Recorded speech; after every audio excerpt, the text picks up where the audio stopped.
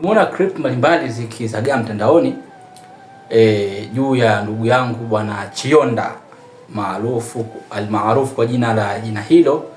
Bwana Chionda, bwana huyu bwana yeye haamini uwepo wa dini. Hii ndio maudhui iliyopo mezani kwetu kuhusiana na Bwana Chionda. Sasa katika mazungumzo yake nimenukuu baadhi ya vitu vizuri sana juu ya Bwana Chionda huyu. Kwanza katika maelezo yake kipindi anajiarifisha kujitambulisha yeye ni nani, Bwana Chionda alitamka vitu vingi sana. Baadaye akaja akaulizwa hii ofisi ni ya kwako na umejifunzia wapi na vitu kama hivyo. Akamgusia mjomba wake, alhamdulillah mashallah anakumbuka waliomsaidia jambo la khair sana. Akasema neno Mungu amrehemu mjomba wake aliyefariki, Mungu amrehemu. Akaulizwa kwa nini huamini dini, akasema dini zimetengenezwa. Mimi dini dini kama ulivyosema, dini zimetengenezwa na wanadamu. Lakini pili, akatoa project iliyopo kwenye dini. Lengo kubwa ni mkusanyiko wa watu fulani ambao wameleta kitu kwa ajili ya kuendeleza mambo yao. Jambo la tatu, akasema yeye ni muumini wa mila, anakubali sana mila kwa sababu mila zinawaunganisha watu, zinafundisha upendo na vinginevyo. Lakini akasema pia sababu inafanya sisikubali dini ni njia iliyotumika. Ilitumika njia ya mabavu, nguvu sana, haikuembeleza watu. Lakini akatoa mfano wake aliotoa ni masala ya kubadilishwa hadi majina, na ukikataa pia unauliwa. Kaongea vitu vingi vizuri sana. Lakini pia alisema yupo katika research, kafanya research zake akagundua haya. Uzuri ikaona dini hizi zimeletwa na watu kwa sababu maalum na dini hakuna lingine linalotawala. Tuanze kwanza kwenye dini. Dini maana yake ni nini? Bwana Chionda, dini kilugha tukisema ad-din huwa mila, ni mila. Kilugha dini ni mila au itikadi au itikadi fulani hivi. Au malaka au umiliki, yani ule utawala fulani, ndio tunasema ni dini. Umeelewa? Na ina maana nyingine sana katika upande wa lugha. Ni utawala, ni sahihi kilugha. Dini ni mamlaka, ni sahihi kabisa kilugha, pasina kuingia katika sheria, utaratibu au Waislamu wao wanatafsiri dini kwa neno kwa lugha ipi. Lakini pili, Bwana Chionda anaamini uwepo wa Mungu, na ndio maana akasema mjomba wake arehemiwe huku alipo. Anayesema neno kurehemu ni mtu ambaye anaamini mtu alipo huku ili apate huruma. Tunaposema bwana fulani bwana yupo jela, bwana arehemewe huko bwana, yani afanyiwe wepesi kulingana na anayopata huko. Ima ni mabaya, kama ni mabaya basi wamhurumie huko alipo. Sasa tunaposema mjomba Mungu amrehemu, na kweli Mungu amrehemu, bi maana Bwana Chionda huyu anaamini kwamba huko kwa Mungu kuna adhabu. Usipofanya vitu vizuri kuna adhabu, lakini ukifanya vitu vizuri kuna vitu pia vizuri utakavyolipwa. Kwa kama ulifanya vibaya, Mungu akurehemu kwa hayo mabaya, akusamehe kwa hayo mabaya, akuhurumie kwa hayo mabaya. Kwa Bwana Chionda anaamini uwepo wa Mungu. Lakini katika mazungumzo yake nilimsikia Bwana Chionda anasema, ingawa dini iliwahi kunisaidia, zilimsaidia katika maisha, lakini mimi bado siwezi accept. Amini. Kwa anaamini kwenye dini kuna msaada, lakini anasema ni kikundi cha watu. Tukizungumza hii ibara ya kikundi cha watu, mfano wanasiasa au mfano taifa linapotunga sheria, zile sheria zinakuwa za kuwalinda wao, zije kuwanufaisha watawala. Na ndio watawala wengi walikuwa kwa hivyo, wakitunga sheria zinawanufaisha wao. Lakini tuangalie katika dini, sheria zilizoletwa, sheria ambazo zinapatikana katika vitabu vya dini, vinawalinda watawala au ni sheria ambazo zinawatengenezea mfumo mzuri watawaliwa? Kama utasema hivyo, maana mtawala ni Mungu na mtawaliwa ni mimi. Sasa hizo sheria zilizopo zipo kwa ajili ya kumlinda Mungu au kwa ajili yangu mimi? Tutaangalia hiyo sehemu. Lakini Bwana Chionda anadai kwamba huku dini iliingizwa kwa sababu ya maslahi yao. Tunasema hapana, huyo bado hajaelewa kidogo. Katika masala haya ya kidini kuna dini kwa maana tuliokutajia, lakini kuna dinul Islam. Sitaki kuzungumzia dini zingine, lakini dinul Islam ni nini? Maana ya dinul Islam, dini ya Kiislamu ni dini gani? Tunasema ad-din huwa ma shara'ahu Allahu li'ibadihi. Dini ni kanuni, ni sheria ambazo Mungu ameziweka kwa waja wake, min aqaid wa ahkam, kutokana na misingi pamoja na hukumu. Kwa hiyo kuna misingi, kuna itikadi iliyokuwa sahihi, misingi sahihi, lakini pia kuna hukumu sahihi. Si tu hukumu, bali kwa hukumu ambazo Mungu anazitaka kwa waja wake. Cha kwanza, ili uamini uwepo wa Mungu, ni lazima uamini kuna project Mungu alikuwa ameiandaa special kwa ajili ya kuumba ulimwengu huu, na ndio maana akatujalia. Kwa ikiwa unaamini uwepo wake, ni lazima pia uwe na imani juu ya project ambayo iliyopo katika huu ulimwengu. Sasa hiyo project utaitambua vipi? Au huyo Mungu utamtambua vipi? Kwa sababu kuna Mungu jiwe, kuna Mungu mti, kuna Mungu masanamu. Sasa wewe Bwana Chionda, Mungu wako ni upi? Ukisema anayekulisha ni upi huyo? Unamtambuaje? Rais wa Jamhuri ya Tanzania unamtambua kwa sababu ana wawakilishi wanaomtambulisha sehemu wanaopatikana mabalozi, mawaziri na sehemu zingine. Kwa Mungu ana mawakala wake katika huu ulimwengu. Ndio maana akasema inni ja'ilun fil ardi khalifa. Huu mfano utaupata kwenye Qur'an, kwenye kitabu chetu sisi ambacho sijui kama unakiamini lakini katiba yetu inasema Mungu ana mtu special kumwakilisha katika hii dunia, inni ja'ilun fil ardi khalifa. Kwa hiyo hawa anbiya, hawa mitume ndiyo mawakala wa Mungu katika hii ardhi. Kwa hiyo dini yetu sisi tunachukua kwa hawa.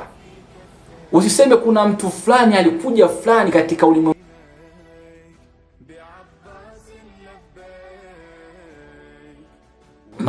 Mashariki ya Kati akatuletea 1 2 3, tutakuuliza, je, hayo yaliyoletwa na Bwana Sultani Saidi au sultani fulani ameyatoa kwenye kinywa chake kwa maslahi yake binafsi, au ni kwa mujibu wa dini yetu sisi kama Waislamu?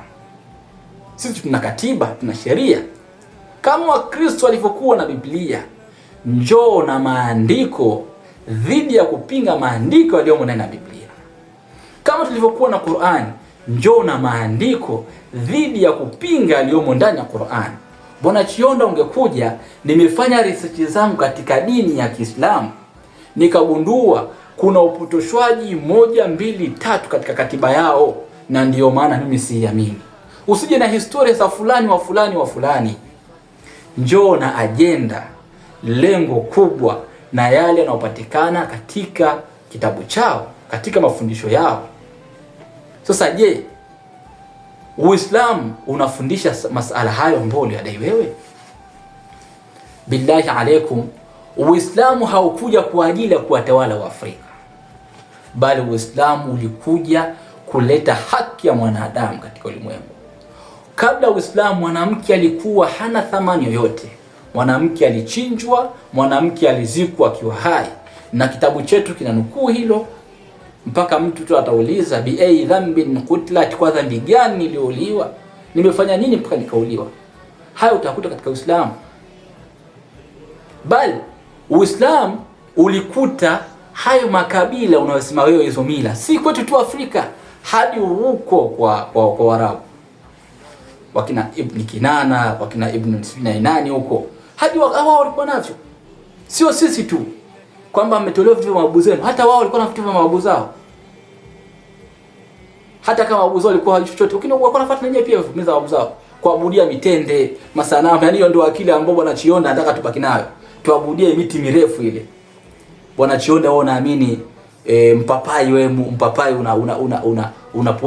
unatoa afya, mpapai unaumba, mpapai mtoto akiumwa tukamlilie pale kwenye mpapai. Bwana Chionda, unaamini hivyo? Unaamini hivyo? Hata Waarabu walikuwa ni hivyo hivyo. Si tu hivyo, hata Afrika kuna watu walikuwa wakiabudiwa. Kuna watu walikuwa wakiwatawala wengine. Kuna watu walikuwa wakibebwa, wakiitwa machifu. Kuna makabila yalikuwa ni bora kuliko makabila mengine. Ndiyo maana Qur'an ilikuja kufuta hivi vitu. Ikasema, Allah Subhanahu wa Ta'ala anasema, ya ayuhan nas, enyi watu. Bwana Chionda umo katika watu hawa. Yule Wayahudi yumo humu, mimi nimo, Mpogoro yumo, Mwarabu yumo, na wengineo pia wamo. Ya ayuhan nas, enyi watu. Bwana Chionda, Mungu anasema ya ayuhan nas, Bwana Chionda, inna khalaqnakum min dhakarin wa untha, hakika ya mimi nimeumba kutokana na nyie kuna jinsia ya kike na kuna jinsia ya kiume. Kuna jinsia ya kiume na jinsia ya kike. Waj'alnakum shu'uban wa qabaila litaarafu, nikawawekeni kutokana na nyie shu'uban wa qabaila, kuna mataifa mbalimbali. Huyu ni Mtanzania, huyu ni Mwethiopia, huyu ni Misri, huyu ni sijui ni watu wapi, Mwisraeli. Lakini lengo ni nini? Litaarafu, mtambuane. Kwa hiyo makabila haya hayakuletwa kwa sababu nyie mwe bora. Haya ndio mafundisho tutapata kwenye Uislamu. Kwa hiyo wanachiona hakuna mafundisho tofauti na haya. Litaarafu, lengo mtambuane. Litaarafu, inna akramakum indallahi atqakum. Sasa mbora mbele ya huyo Mungu unayemwamini ni ule mcha Mungu. Sasa ucha Mungu ni vipi? Ni kuishi na watu vizuri. Uislamu unakwambia annasu infan imma akhul laka fi din au nadhiru laka fil khalq. Uislamu unakufundisha mnapaswa kuishi kwa upendo. Kwa nini? Kwa sababu wanadamu mpo pande mbili. Huyu unaweza ukaishi naye kwa sababu ni dini yako, Muislamu kama wewe, Mkristo kama wewe, kwa sababu dini moja. Ukasema huyu mimi nampenda kwa sababu dini yetu ni moja. Lakini kuna Bwana Chionda asiamini hiyo dini. Bwana unatakiwa kuishi naye kwa wema na upendo. Kwa sababu gani? Ni mfano wa wewe kimaumbile. Ni mwanadamu kama wewe, ana sharafu kama ya kwako, ana heshima kama ya kwako. Huu ndio Uislamu. Sasa nakuuliza Bwana Chionda, wewe unayaona ni mazuri au sio mazuri? Tusiangalie nani ambaye amealeta. Tulikuwa tunaishi kama wanyama. Si tu Afrika, wanadamu walikuwa ishi kama wanyama. Ukimpenda mwanamke hakuna utaratibu, unamfuata, unamchukua. Kwa hiyo lengo la dini si hivyo unavyofikiria, kwamba ulikuja kwa ajili ya kuendesha maslahi ya watu. Kama maslahi ya watu ndio kingekuwa kipaumbele cha dini, basi tungeona jinsi katiba inavyowabeba wao. Tungeona sio tu hilo. Ukisema kuishi kwa upendo ni kuishi kwenye ni ndio dini hiyo. Ukisema kuhubiria amani ndio dini hiyo. Katika dini unasikia hubbul watan min al-iman, kuipenda taifa lako ni imani. Ni imani. Kuhimiza kupenda mji, taifa. Bali sio hilo. Unasema kuondosha makabila, la bilaks, dini iliyokuja kutetea makabila na kuwapa thamani. Baki na makabila yenu. Wewe Bwana Chionda, mtu usijue wapi, baki hivyo hivyo. Wala dini, hakuna sheria ya Kiislamu, hakuna katika sheria ya Kiislamu kunakohimizwa kubadilisha majina yenu, wala hayukuondoe kwenye Uislamu. Bwana Chionda, baki na uchionda wako. Bwana Chirivyonga abaki na Chirivyonga yake, na Bwana Muhammad abaki na Muhammad wake. Hakuna kulazimishana. La ikraha fi din. Dini hii haikuletwa kulazimisha watu, na haya ndiyo maandishi. Sasa ukitaka kujua Uislamu ni nini na uje na maelezo yako, rejea tena katiba ya Uislamu, kachukue Qur'ani ya Uislamu, isome, fanya bahth, fanya research katika Qur'an, kisha rudi mezani uje na hoja zako. Nimegundua 1, 2, 3. Usiende kuangalia vitabu ambavyo havihusiani na hilo jambo. Ya Mruguru muulize Mruguru. Waruguru wao wana sakafa gani? Kwa Uislamu unaheshimu sakafa, na kama kuna sehemu ambayo utaipata inasema tusiheshimu tamaduni zetu, tuziache mila zetu, sio mila za shirki, kuna kumshirikisha Allah, wazee wanaenda katika miti mikubwa wanalia pale, Mungu tusaidie.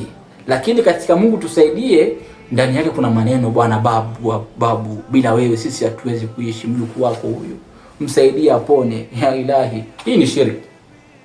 Dini nakwambia hapana, mtegemee Mungu. Bwana Chionda, unaamini uwepo wa Mungu, huyo ndio aliyekuumba na shifa inatoka kwake. Wa idha maristu fa huwa yashfini, mimi nikiumwa ananitibia. Hizi ni asbab. Kwa hiyo Bwana Chionda, hizo hoja ulizozileta bado hazina mashiko. Rudi katika misingi, rudi katika rejea zako, fanya research upya, angalia maandiko kutoka kwenye nasi sahihi, kutoka kwenye vyanzo sahihi, kutoka kwenye Qur'an. Qur'ani inazungumzaje? Qur'ani inasemaje? Ukishaangalia vifungu vya Qur'an, ukaangalia mafundisho ya Qur'ani, ndio utakuja kubaini kwamba Uislamu lengo lake kubwa ilikuwa ni nini.